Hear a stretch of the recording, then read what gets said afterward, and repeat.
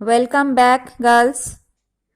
Today I will continue with the 6th and 7th paragraph of Strong Roots. So let's continue. The high priest of Rameswaram temple, Pakshi Lakshmana Shastri. Underline.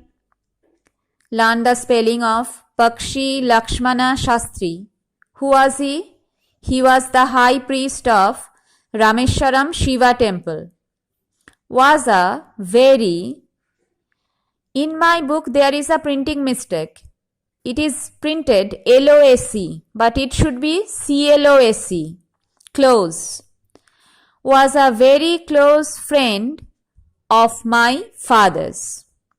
So who was Pakshi Lakshmana Shastri?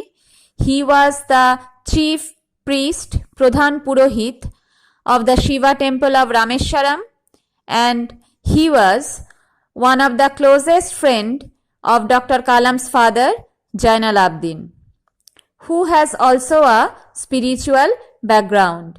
He was a pious Muslim who used to attend namaz regularly, who used to help people by giving his blessings. He used to sanctify water, and this water was carried home for the invalids, and they were cured, and people returned to Jainal Abidin to thank him. He is a man with spiritual bending.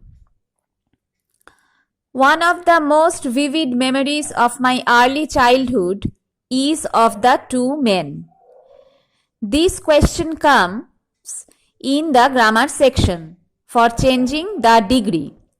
One of the most vivid memories of my early childhood is of the two men, each in traditional, underline, traditional মানে conventional, প্রথাগত, নতুন শব্দ attire, underline মানে dress, clothes, robes, discussing spiritual matters. So, the chief priest of Rameswaram Shiva temple and a pious, devout Muslim, there lies the picture of communal harmony. They were very good friends and they used to wear their traditional dress. They used to maintain their traditional dress code. The priest must have worn a dhoti and a scarf and his sacred thread, poite jake bole, with tilaks on his forehead, kopale tilak aka, and the Muslim, pious Muslim spiritual person, he used to wear a fez with a long kurta. This is the traditional attire of the men of two religions, and they used to talk about spiritual things. আধ্যাত্মিক বিষয়ে তারা নিজেদের মধ্যে আলোচনা করতেন। এই ছবিটা doctor কালামের স্মৃতিতে, ছোটবেলার স্মৃতিতে খুব উজ্জ্বল, মানে তিনি প্রায়ই দেখতেন এরা দুজন বসে আধ্যাত্মিক বিষয় নিয়ে আলোচনা করছেন। When I was old enough to ask questions, এরপর যখন বড় হলাম, বুঝতে শিখলাম, প্রশ্ন করার ক্ষমতা এলো, I asked my father about the relevance, underline relevance, relevance মানে utility, usefulness, উপযোগিতা, প্রাসঙ্গিকতা of prayer. এর আগে আমরা দেখেছি boy Kalam used to go to the local mosque with his father to offer evening namaz. He didn't have any idea of the meaning of the namaz, but he was sure that the namaz would reach God. রোজ তিনি ছোট্ট কালাম বাবার সাথে মসজিদে যেতেন, নামাজ পড়তেন। তিনি আরবি ভাষায় নামাজের অর্থ বুঝতেন না, কিন্তু তিনি নিশ্চিত ছিলেন তার প্রার্থনা ঈশ্বরের কাছে, আল্লাহর কাছে পৌঁছাচ্ছে। কিন্তু যখন বড় হলেন তখন তিনি জিজ্ঞেস করলেন বাবাকে যে কেন আমি রোজ তোমার সাথে নামাজ পড়তে যাব? Why should we pray? Why should we go for the namaz to the mosque? কেন যাব রোজ?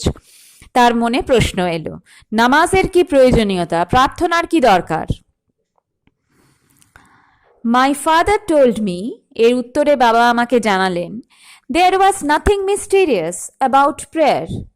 এই প্রার্থনার মধ্যে কিছুই রহস্যময়তা নেই, কিছুই অজানা নয়, কিছুই চমকপ্রদ নয়। মানে কি, this is very natural, this is a part of life. কেউ কি কখনো জিজ্ঞেস করে what is the relevance of eating, what is the relevance of taking rest, what is the relevance of studying? আমরা জিজ্ঞাসা করি না, এগুলো জীবনের অঙ্গ। তেমন প্রেয়ারও হচ্ছে, নামাজও হচ্ছে জীবনের একটা অঙ্গ। সেটা হয়তো প্রশ্ন করার মতো কিছু নেই, this is very natural, this is an inseparable part of life, জীবনের একটা অবিচ্ছেদ্য অংশ। রাদার, বরং, prayer made possible, highlight, a communion, meaning of communion, unity, সমন্বয়, অফ দ্য স্পিরিট, স্পিরিট মানে কি বলো, সোল, আত্মা, মানবাত্মা, বিটুইন পিপল। তাহলে এই লাইনটা মুখস্থ করবে, what is the relevance of prayer. যদি 1 নম্বরে আসে তাহলে তুমি কি লিখবে না, prayer made possible a communion of the spirit between people. প্রার্থনা আর কিছুই করে না, কি করে, এক মানবাত্মার সঙ্গে আর এক মানবাত্মার মহামিলন ঘটায়। আমরা সবাই যখন প্রে করি, তুমি ভেবে দেখো, আমরা কিন্তু প্রে ফর ওয়েলবিং, শুভ কিছু চাই। কেউ প্রার্থনা করে খারাপ হোক এটা চায় না। যার যার প্রার্থনায় কি চাওয়ার থাকে, ভালো হোক, মঙ্গল হোক। তাহলে এই চিন্তাটায় আমরা সবাই এক সূত্রে বাঁধা পড়লাম। সবাই যখন প্রার্থনা করছি তখন আমাদের সবার চাওয়া কি, for the good, for the Holi, for the welfare. তাহলে আমাদের সবার চিন্তা সূত্র এক, আমরা এই সূত্রে সবাই ঐক্যবদ্ধ হয়েছি। তাহলে প্রার্থনা এটাই সম্ভব করে। কি সম্ভব করে? মানুষের সাথে মানুষের আত্মার মিলন ঘটায়। কি? প্রেয়ার। বুঝেছ? হোয়েন ইউ প্রে, যখন তুমি প্রার্থনা করো, হি সেড, জয়নাল আবদিন আরও বললেন, you transcend, underline transcend. Transcend মানে কি? ছাপিয়ে যাওয়া, পেরিয়ে যাওয়া, এক্সিড করা। কি ছাপিয়ে যাও? ইয়োর বডি, তুমি তোমার শারীরিক অস্তিত্বকে অতিক্রম করো, করে কি হও? And become a part of the cosmos. Underline cosmos, নতুন শব্দ, মহাবিশ্ব, ইউনিভার্স। তোমার শারীরিক অস্তিত্বকে অতিক্রম করে তুমি কিসের সাথে মিলিত হও? মহাবিশ্বের সাথে মিলিত হও। ক্লাস 11-এ তোমাদের একটা কবিতা পড়িয়েছি, ব্রাদারহুড। সেখানে কি বলা হচ্ছে? Man is the part of universe. এই মহাজগতের একটি ক্ষুদ্রাতি ক্ষুদ্র অংশ, কিন্তু অংশ। তাহলে তুমি যখন প্রার্থনা করো তখন তুমি তোমার শারীরিক অস্তিত্বকে, সীমাবদ্ধতাকে অতিক্রম করে অসীম, অনন্ত মহাবিশ্বের অংশ হয়ে ওঠো। হুইচ নোজ, হুইচ মানে কাকে বোঝাচ্ছে? ইউনিভার্স, কসমসকে বোঝাচ্ছে। এই মহাবিশ্বে কোনো knows no division of wealth, age, caste or creed. এই মহাজগৎ, মহাবিশ্ব সম্পদ, সময়, জাতি, বর্ণ এর বিভাজন মুক্ত। এখানে সব কিছু কি? ইটার্নাল, অনন্ত, লিমিটলেস, অসীম। এখানে কোনো বিভাজন, কোনো লিমিটেশন, কোনো সীমাবদ্ধতা নেই। কিন্তু মানব জীবন বলো, স্থান কাল পাত্র দ্বারা সীমাবদ্ধ। মানব জীবন কি অনন্ত, অসীম? না। কিন্তু সেই শান্ত সীমা আছে এমন মানুষ কিসে উত্তীর্ণ হয়? আপলিফটমেন্ট, আপগ্রেডেশন। সে কিসে উন্নীত হয়? মহাবিশ্বের অসীমের অংশ হয়ে ওঠে, তার উন্নয়ন ঘটে।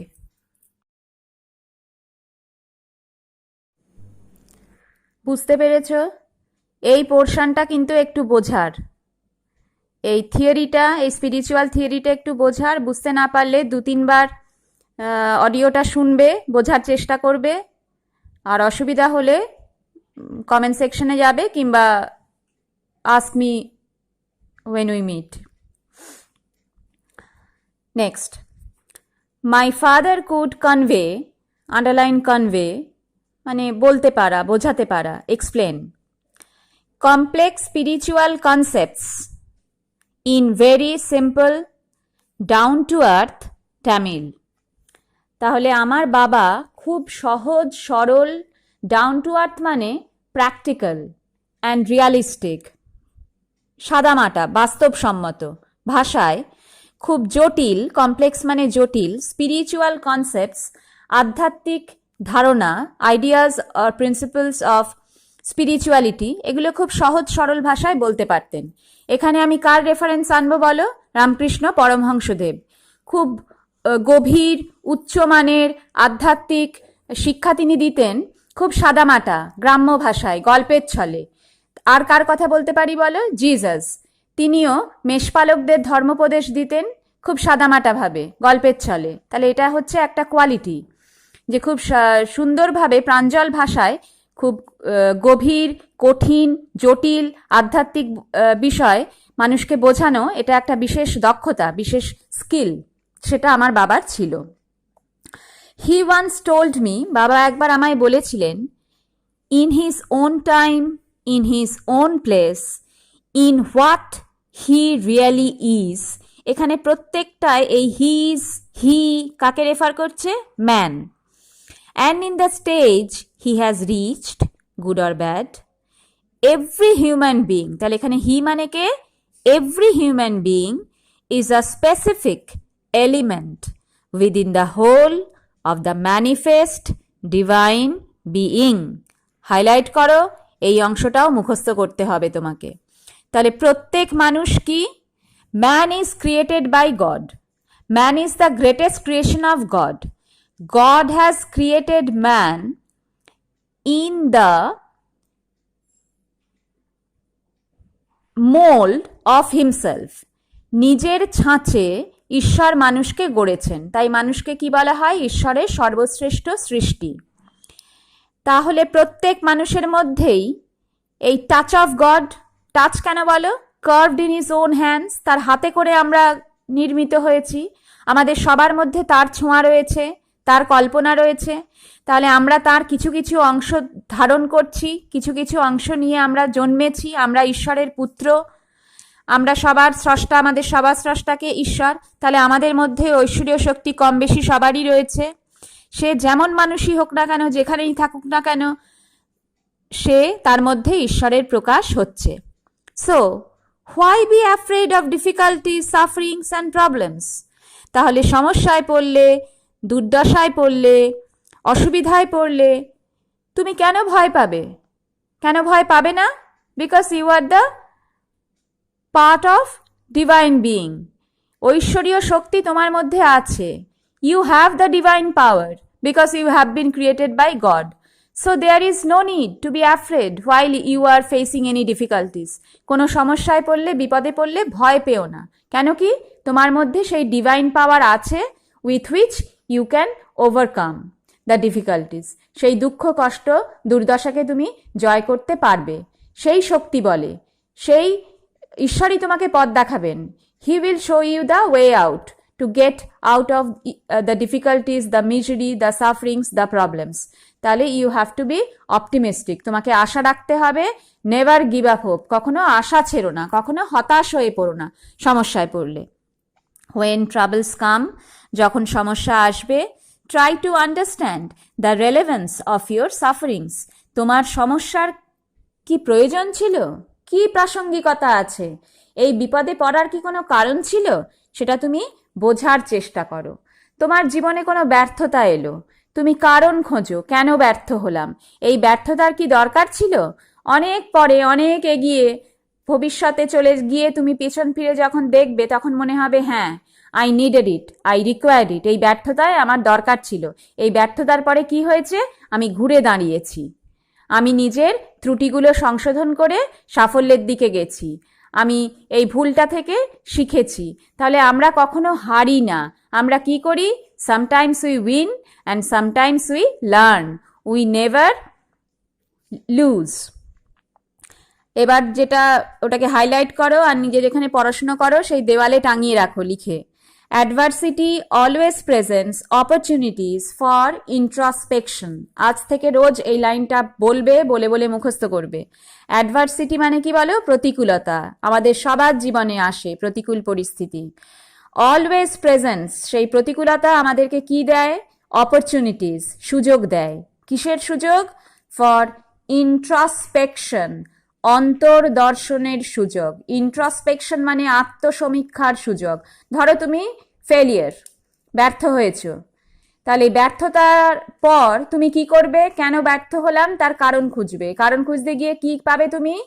তুমি আলস্য করেছো, কঠোর পরিশ্রম করনি, ফাঁকি দিয়েছো, ঔদ্ধত্য দেখিয়েছো, তার ফলে তোমার এই ব্যর্থতা এসেছে।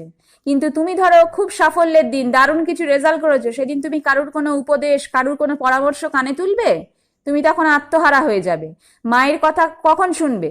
ব্যর্থতার সময়। তখন মা যে কথাগুলো বলবেন, বকাঝকা করবেন, তুমি তখন মাথা নামিয়ে শুনবে। তাহলে অ্যাডভার্সিটি কি করে? প্রতিকূল পরিস্থিতিতে আমরা কি করি? আমরা আত্মসমীক্ষা করি। এই পরিস্থিতি আমার জীবনে কেন এলো, কেন ব্যর্থতা এলো, সেটা আত্মসমীক্ষা করে আমরা তার কারণ খুঁজে বার করি। তাহলে কারণ যদি খুঁজে বার করতে পারি, তাহলে সেই কারণ খুঁজে সেগুলো সংশোধন করে নিয়ে আমরা সাফল্যের পথে এগিয়ে যাব। তাহলে অ্যাডভার্সিটি আসলে আমাদের কিসের সুযোগ করে দেয়? ব্যর্থতার কারণগুলো খুঁজে সাফল্যের দিকে যাওয়ার সুযোগ করে দেয়।